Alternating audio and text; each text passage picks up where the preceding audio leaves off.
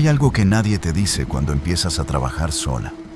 El verdadero riesgo no siempre es el hombre que se ve peligroso, sino el que parece demasiado normal. Yo me llamo Laura Andrade y durante un tiempo trabajé en un piso pequeño cerca de una avenida transitada. De esos lugares donde una arma su espacio como puede, intentando que se vea limpio, tranquilo, lo suficientemente seguro como para no levantar sospechas, pero tampoco llamar la atención. Ahí casi todo funcionaba bajo rutina. Gente conocida, horarios definidos, reglas claras. Eso te da cierta ilusión de control. Y digo ilusión porque basta una sola persona fuera de ese patrón para que todo cambie. Esa noche no tenía muchas citas, así que cuando tocaron la puerta con 2 golpes suaves, pensé que era alguien habitual que no había avisado. Abrí con precaución y me encontré con un hombre que no reconocí. No era intimidante a primera vista, delgado, con gafas, ropa sencilla, olor a colonia barata, pero bien puesta, una sonrisa demasiado correcta, demasiado ensayada. De inmediato dijo que traía el pago listo para evitar incomodidades y dejó un sobre blanco sobre la mesa sin que yo se lo pidiera. Ese gesto que a cualquiera podría parecerle una ventaja, a mí me hizo ruido. La mayoría liquida al final, o al menos acuerda antes. No llega resolviendo todo tan limpio. Aún así, abrí el sobre por encima, vi papeles dentro y asumí que era dinero. No me detuve a revisar a fondo. Ese fue mi error. Durante el tiempo que estuvo ahí, no hizo nada fuera de lugar. No levantó la voz, no intentó cambiar las condiciones, no mostró actitudes agresivas. Era, de hecho, uno de los hombres más tranquilos que había tenido en semanas. Hablaba poco, siempre con respeto, con esa distancia medida que muchos intentan aparentar. Pero había algo que no terminaba de encajar. Era demasiado correcto, como si estuviera interpretando un papel. Antes de irse me estrechó la mano, me agradeció el tiempo y dijo que probablemente volvería. Yo asentí, pero en cuanto cerré la puerta me quedé unos segundos en silencio, tratando de entender por qué me había incomodado tanto a alguien que en teoría no hizo nada malo. No encontré respuesta y lo dejé pasar. En este trabajo, si te detienes a analizar cada sensación rara, no avanzas. Al día siguiente fui al banco con el sobre. Lo abrí bien hasta ese momento. No era efectivo, era un cheque. Me incomodó, pero tampoco quise hacer un problema por algo que quizás solo era una forma distinta de pago. La cajera lo tomó. Lo revisó unos segundos más de lo normal y luego hizo esa expresión que una aprende a reconocer de inmediato cuando algo no está bien. Me dijo en voz baja que el cheque no tenía fondos. Así, directo, sin rodeos. Sentí el calor subir a la cara, no por el dinero únicamente, sino por la sensación de haber sido engañada. La cajera trató de mantener la discreción, pero el ambiente ya estaba incómodo. Guardé el papel, le di las gracias y salí sin hacer escándalo. Afuera me quedé parada unos minutos viendo pasar la gente como si nada, mientras a mí me hervía la cabeza. No era la primera vez que alguien intentaba pagar mal, pero sí la primera en la que todo había estado tan bien armado. Demasiado limpio, demasiado fácil. Pensé en dejarlo así, asumir la pérdida y seguir trabajando con más cuidado. Pero al volver al edificio, una compañera me vio la cara y me preguntó si todo estaba bien. Le conté por encima, y en cuanto le describí al hombre, su expresión cambió. Me dijo que ya lo conocía, que ese tipo llevaba tiempo haciendo lo mismo, siempre amable, siempre correcto, siempre con un cheque aparentemente válido, y que no era la única. Otra chica del edificio había pasado por lo mismo, y otra más en otra zona. Ahí entendí que no era un error aislado, era un patrón. Ese hombre no improvisaba. Sabía exactamente a quién buscar, cómo hablar, cómo generar confianza y sobre todo en qué se apoyaba. En el hecho de que muchas de nosotras no queremos ir a denunciar, no por culpa, sino por todo lo que implica. Explicar a qué te dedicas, aguantar miradas, preguntas incómodas. Ese juicio silencioso que se siente incluso cuando no te dicen nada directo. Esa noche no dormí bien. Me quedé pensando en cada detalle, en su sonrisa medida, en la forma en que dejó el sobre sin dudar, en lo tranquilo que se mostró todo el tiempo. No había nervios en él porque sabía que en la mayoría de los casos no habría consecuencias. Eso fue lo que más me molestó. No el dinero perdido, sino la seguridad con la que actuaba. Al día siguiente, una mujer del edificio tocó mi puerta. Más grande que nosotras, con años en el oficio y una forma de hablar firme que imponía respeto. Me dijo directo que iba a denunciar, que ya estaba cansada de que ese tipo siguiera pasando por encima de todas. Me invitó a acompañarla. Dudé, no por miedo a él, sino al proceso, a sentirme expuesta, a no ser tomada en serio. Pero algo dentro de mí ya no quería quedarse callada. Fui con ella.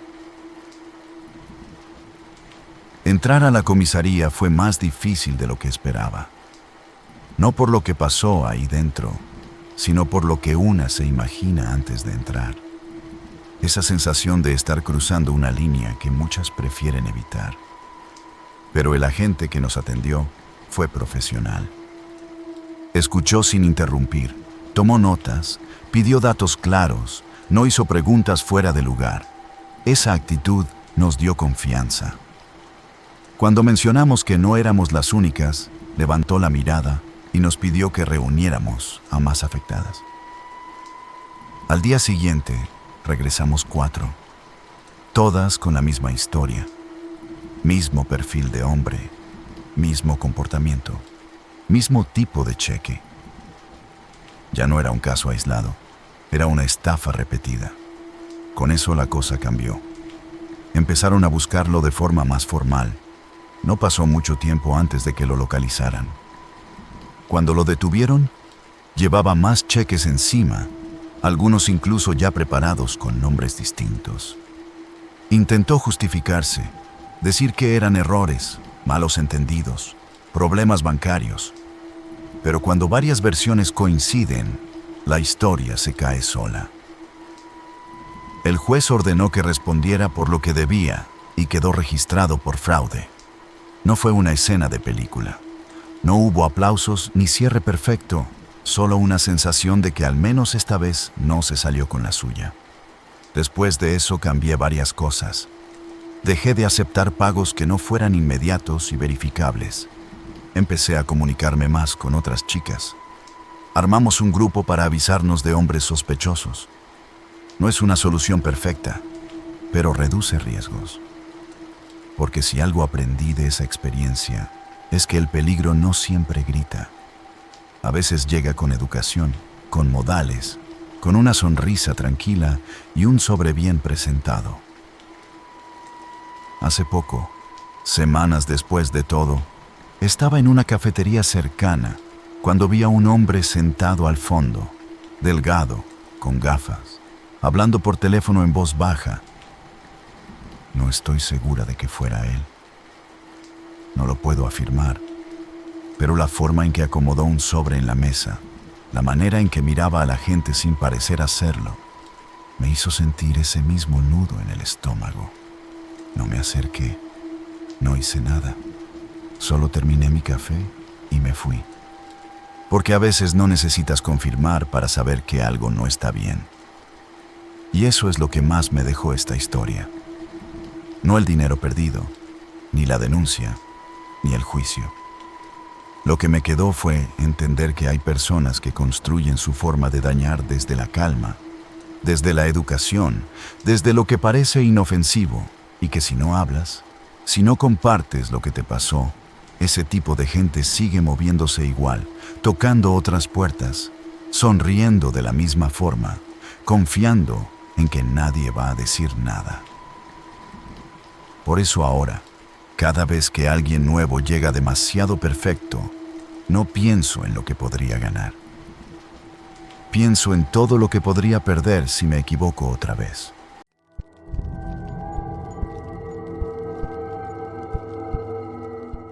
En Guadalajara hay noches en las que una aprende a leer a la gente antes de que abra la boca.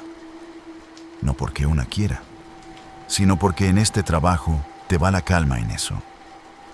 Yo llevaba años parándome entre calles, donde la luz amarilla apenas alcanza para distinguir caras y donde los hombres llegan con una historia distinta en la boca, pero casi todos con la misma intención en los ojos. Me llamo Daniela, y para entonces ya había visto de todo. Tipos violentos, borrachos que lloran, hombres casados que te hablan de sus hijos, muchachos queriendo aparentar dinero que no traen y señores bien vestidos que creen que por traer un reloj caro pueden hablarte como si te hubieran comprado completa. En este trabajo, aprendes a aguantar miradas, a detectar mentiras y a hacerte dura por fuera, aunque por dentro una siga siendo persona. Por eso, aquella tarde, cuando lo vi acercarse, algo en mí se puso alerta, sin saber explicar bien por qué. No era por cómo vestía, porque hombres de dinero ya había tratado antes. Era por la forma en que me observó, como si no estuviera negociando con una mujer de la calle, sino escogiendo una pieza. Traía un traje impecable, zapatos limpios, perfume discreto y esa seguridad de quien está acostumbrado a que nadie le diga que no. Se detuvo frente a mí y habló con una calma demasiado medida. Me dijo que se llamaba Mauro Ochoa, que trabajaba con fotografía de autor y que estaba buscando mujeres con presencia fuerte para una serie privada que, según él, se iba a pagar mejor de lo que yo podía sacar en varias noches. No me habló como alguien buscando compañía, me habló como un reclutador. Sacó una tarjeta negra con letras sobrias, sin exageraciones, y me la puso en la mano como si ya supiera que yo no la iba a tirar. Dijo que el estudio estaba por Tlaquepaque, en una finca vieja adaptada para sesiones especiales, que no habría nada fuera de lugar y que él trabajaba con total discreción. Lo que me desconcertó no fue la propuesta, sino la cantidad. Era demasiado dinero por unas fotos, tanto que sonaba mal. Mi cabeza me dijo que no, pero mi necesidad me dijo otra cosa. A veces la gente piensa que una toma malas decisiones por ambición, pero muchas veces una las toma por cansancio, por deudas, por la renta encima o por no querer volver a casa con las manos vacías. Le dije que lo pensaría y él sonrió apenas, como si la respuesta ya estuviera tomada desde antes. Me dio la hora, la ubicación exacta y se fue sin insistir. Eso también me inquietó. Los hombres peligrosos no siempre presionan. A veces solo plantan la oportunidad y se van seguros de que la necesidad hace el resto. Toda esa tarde me quedó un mal presentimiento en el cuerpo, pero al final fui. No me enorgullece decirlo, pero fui. Llegué ya entrada la noche. La finca estaba en una calle poco transitada detrás de una fachada antigua que se veía más oscura que las demás. Desde afuera parecía una casa que había sobrevivido a otra época, de esas con portón alto, ventanas largas y un silencio raro alrededor. Mauro me abrió casi de inmediato, como si hubiera estado esperándome pegado a la puerta. Adentro todo estaba demasiado limpio y acomodado, como si el lugar no se usara para vivir sino para montar escenas. Había cuadros viejos, lámparas tenues, muebles restaurados y un olor raro. una mezcla entre humedad encerrada, químicos de revelado y algo metálico que se me quedó pegado en la nariz desde que entré.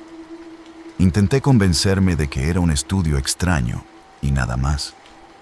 Pero conforme avanzaba por el pasillo, sentía que el lugar estaba hecho para que una perdiera la noción de hacia dónde quedaba la salida. Mauro hablaba poco, pero cada frase la soltaba con mucha calma, como si quisiera contagiarme tranquilidad. Me enseñó una habitación donde había ropa colgada, una silla antigua, fondos oscuros, reflectores apagados y varias cámaras sobre una mesa. Me dijo que la idea era hacer retratos sobrios y elegantes, sin nada vulgar. Eso me relajó un poco. Vi un vestido rojo colgado aparte y pensé que quizá todo era solo un trabajo raro de alguien excéntrico con dinero. Mientras me cambiaba detrás de un biombo, vi varias fotos enmarcadas apoyadas contra la pared. Eran mujeres muy distintas entre sí, de edades y rasgos diferentes, pero todas tenían algo igual: la mirada vacía. No sé cómo explicarlo. No era tristeza, ni cansancio, ni pose seria. Era una ausencia, como si hubieran estado allí solo de cuerpo. Sentí un escalofrío y me dije a mí misma que seguramente eran sesiones artísticas, gente posando seria y ya. Pero esa sensación no se me quitó. Cuando salí, Mauro ya había acomodado la iluminación.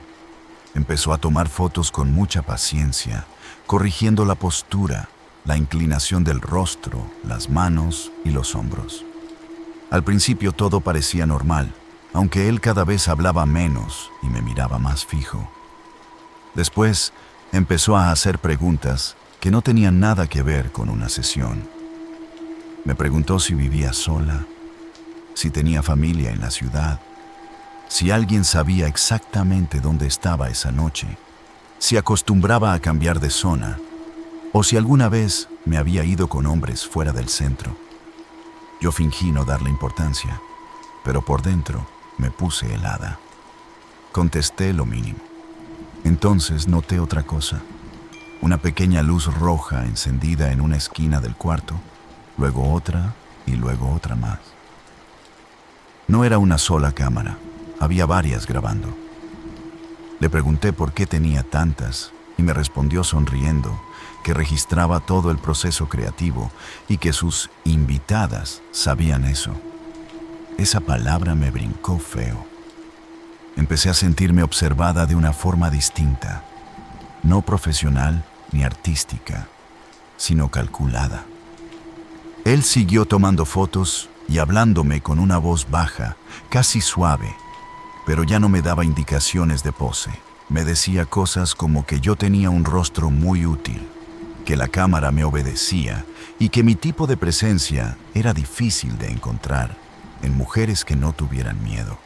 Ya no sonaba como fotógrafo, sonaba como alguien probando hasta dónde podía controlar el ambiente. Vi sobre una mesa varias carpetas abiertas con copias de identificaciones, nombres anotados, horarios, números de teléfono y fotografías impresas de mujeres que evidentemente no estaban ahí por voluntad propia. Algunas imágenes parecían tomadas sin que ellas lo supieran. En ese momento lo entendí todo de golpe. Las fotos no eran arte, eran archivo, registro, control, material para presionar, seguir o intimidar. Sentí que se me secó la boca. Di un paso hacia atrás y le dije que hasta ahí llegaba todo, que me iba. Mauro dejó la cámara lentamente y me miró con una expresión que ya no intentó disfrazar. Ahí fue cuando vi quién era de verdad.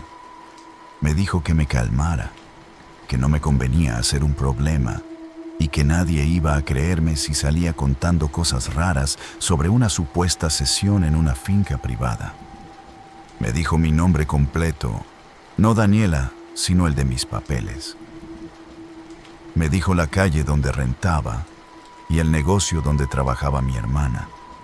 No levantó la voz. No hizo falta. Con eso bastó para que sintiera el verdadero peligro. Entonces entendí que no era la primera vez que hacía esto. Primero ofrecía dinero, luego grababa y luego investigaba. Después presionaba todo limpio, sin gritos, sin manchas y sin dejar un solo golpe visible. Yo traté de mantener la cabeza fría. Le dije que necesitaba ir al baño. Él dudó unos segundos, pero quizá pensó que ya me había doblegado y me señaló un pasillo. Caminé despacio y al entrar al baño cerré con seguro. Me puse a respirar como pude porque las manos me temblaban horrible. Necesitaba pensar. Revisé rápido el lugar y vi que había una pequeña ventana alta que daba a un patio interior. También saqué el celular. No tenía casi señal, pero alcancé a mandar mi ubicación a una amiga que también trabajaba en el centro y que sabía leer mensajes de emergencia entre líneas. Solo le puse: si en 10 minutos no te contesto, habla a mi hermano, estoy en peligro. Después empecé a buscar cómo salir. La ventana estaba estrecha, pero no imposible. Tomé una banquita, me subí como pude y logré empujar el marco. Afuera el patio estaba oscuro, con piso irregular y botes viejos arrumbados.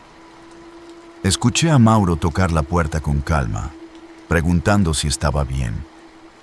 No respondió la mujer asustada que había entrado con él. Respondió algo más fuerte dentro de mí. Abrí la ventana, me rasgué el brazo al pasar y caí mal al otro lado golpeándome la rodilla, pero no me importó. Crucé el patio como pude y encontré una reja lateral mal cerrada. La empujé con todas mis fuerzas y salí a una callecita de atrás. Escuché la voz de Mauro llamándome ya sin amabilidad, más seca, más real. No corrí por impulso, corrí por instinto. Corrí sin voltear, con el corazón reventándome el pecho, hasta alcanzar una avenida donde aún pasaban coches y había un puesto de tacos abierto. Ahí me detuve porque las piernas ya no me daban. El taquero me preguntó si estaba bien y solo pude decirle que me dejara quedarme ahí un rato. Revisé el celular.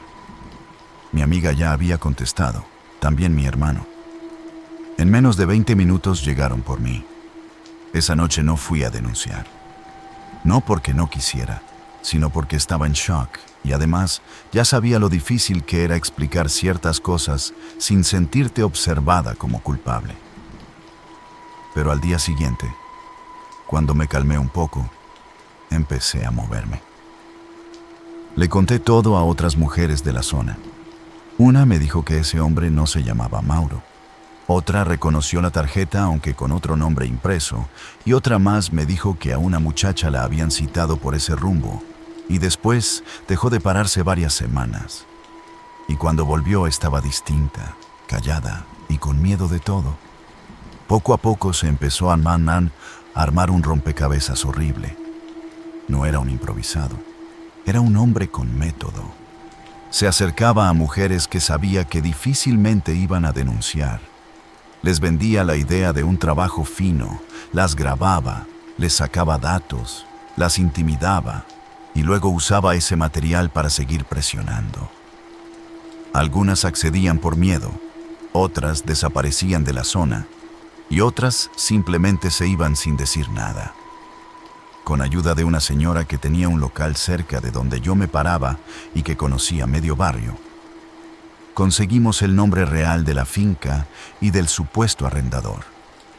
Resultó que el lugar cambiaba de razón social seguido y que varias veces habían visto entrar coches de lujo a horas extrañas.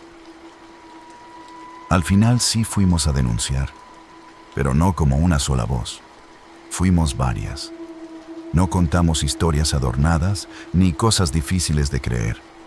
Hablamos de cámaras ocultas, de archivos, de amenazas, de seguimiento y de un patrón muy claro. Así ya sonaba distinto, más sólido y más difícil de ignorar.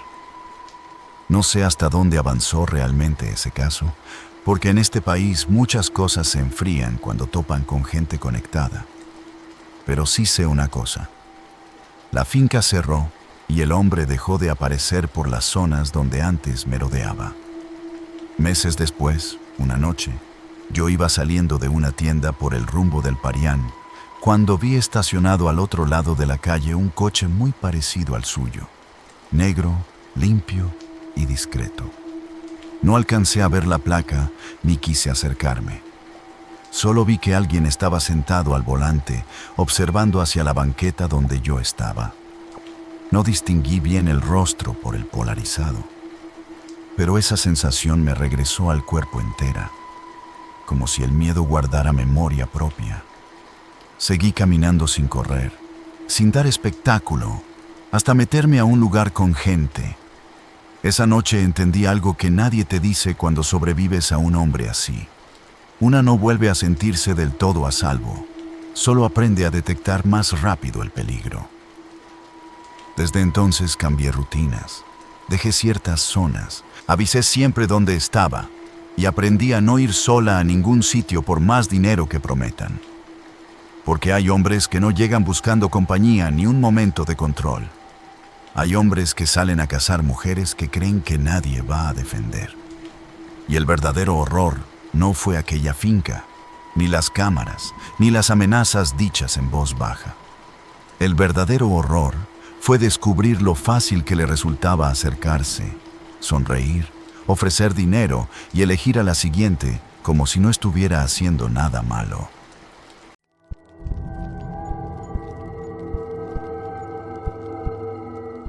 En la Ciudad de México, una aprende rápido que el peligro no siempre viene del hombre que grita o del que se ve descuidado desde lejos.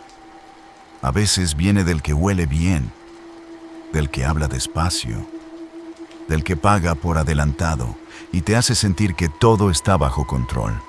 Me llamo Verónica y durante un tiempo trabajé por la zona centro, moviéndome entre avenidas donde la noche nunca termina del todo y donde una tiene que calcular cada paso con la cabeza fría.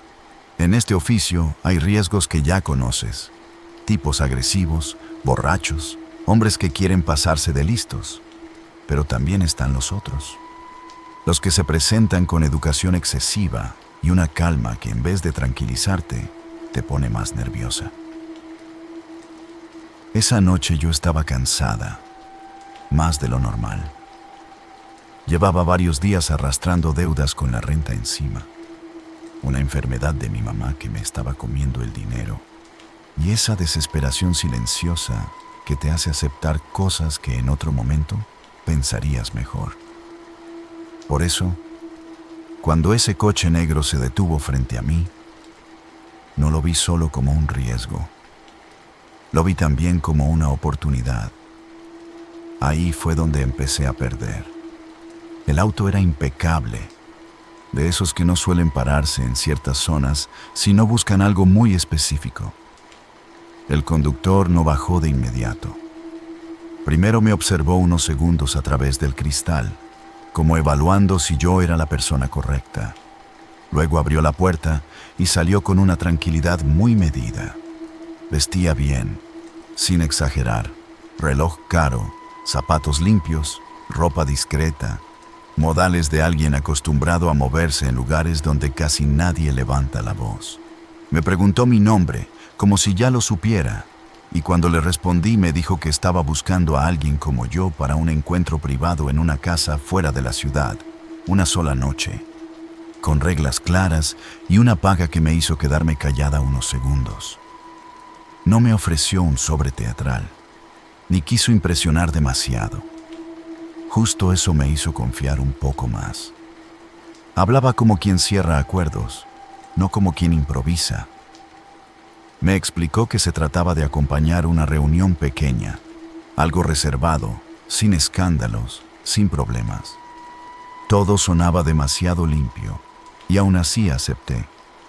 Cuando una necesita dinero, a veces no se convence de que está segura, se convence de que va a tener suerte. El trayecto fue largo. Conforme dejamos atrás las partes más transitadas de la ciudad, el camino se volvió más callado. Las luces se hicieron menos frecuentes, las casas más grandes y separadas. Y luego apareció la zona boscosa, elegante, oscura, de esas donde todo se ve caro, pero también demasiado lejos de cualquier ayuda. Yo iba mirando por la ventana tratando de memorizar vueltas, entradas, referencias, aunque en ese momento todavía quería creer que estaba exagerando mi desconfianza. Él manejaba sin hablar mucho.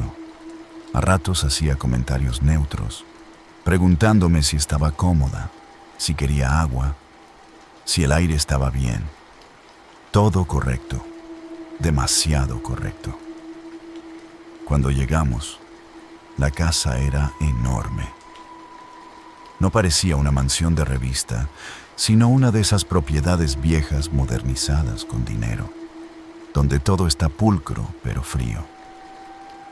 El portón se abrió sin que nadie saliera a recibirnos, y eso me dio mala espina desde el principio. Entramos, y de inmediato sentí algo raro.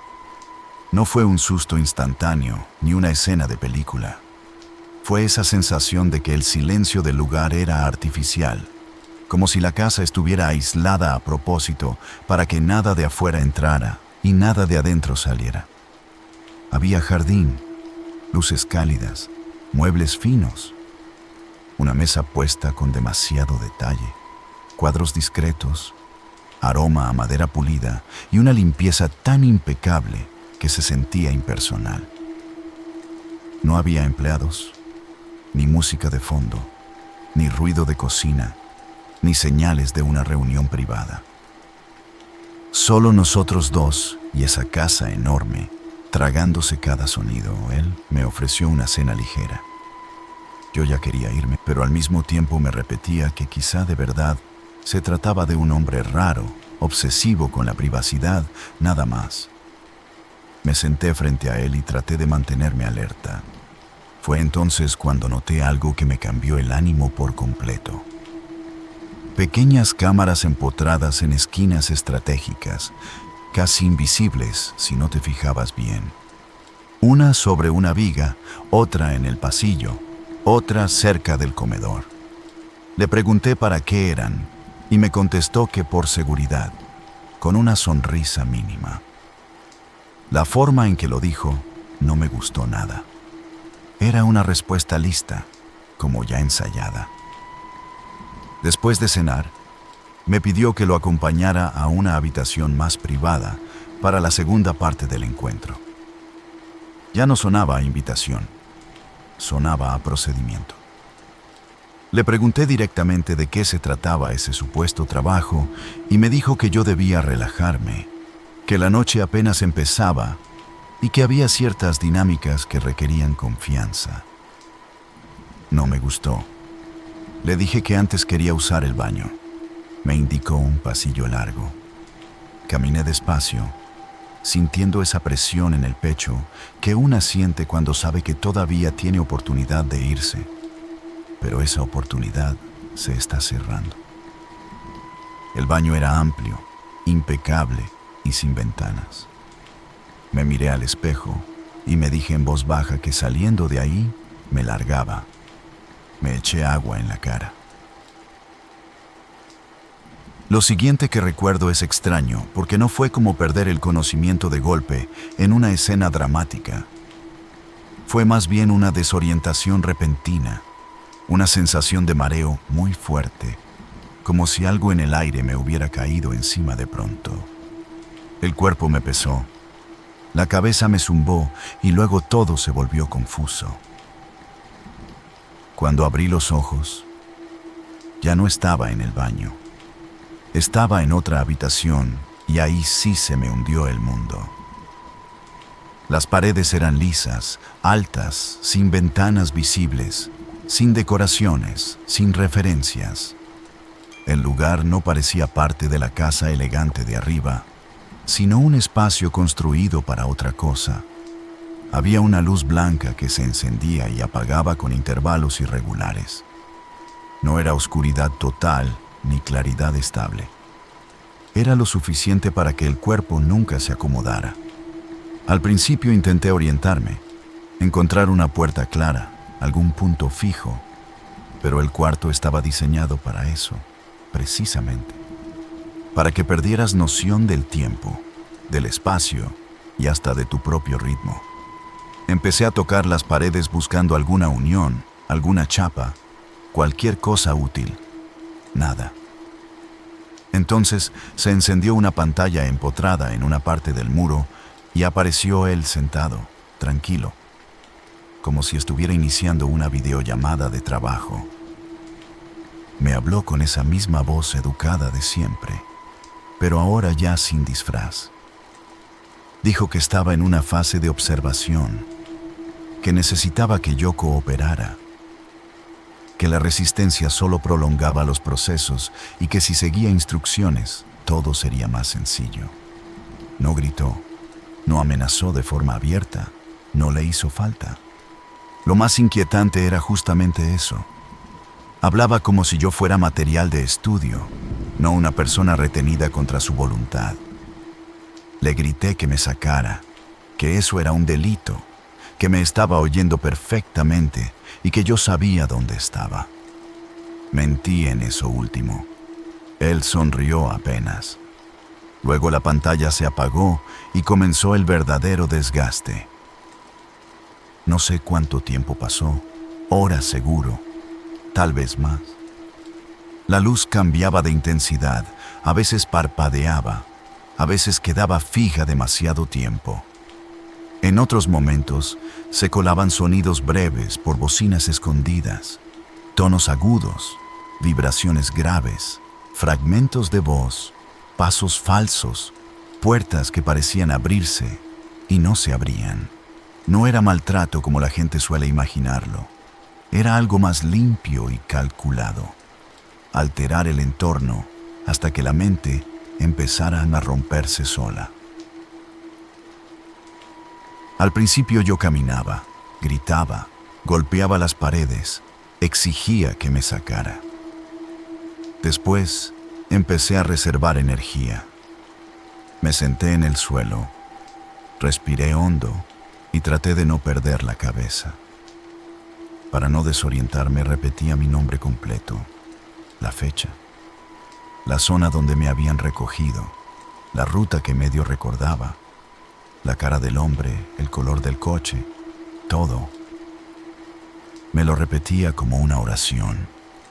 Sabía que si soltaba eso, él ganaba. En algún momento empecé a notar detalles. La temperatura del cuarto no era estable. A ratos hacía más calor, luego más frío. El sonido también parecía reaccionar a mis movimientos, como si hubiera sensores.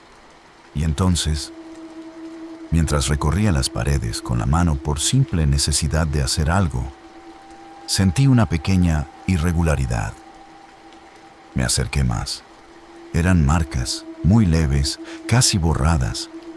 Al principio creí que era desgaste del material, pero no. Eran arañazos hechos a propósito, letras, mensajes. Me puse a seguirlos con la yema de los dedos, aprovechando un momento en que la luz quedó más fija. Una frase decía, "No estás sola".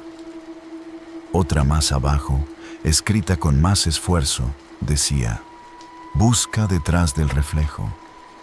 Se me enchinó la piel completa, porque en ese instante entendí que no era la primera mujer en pasar por ahí.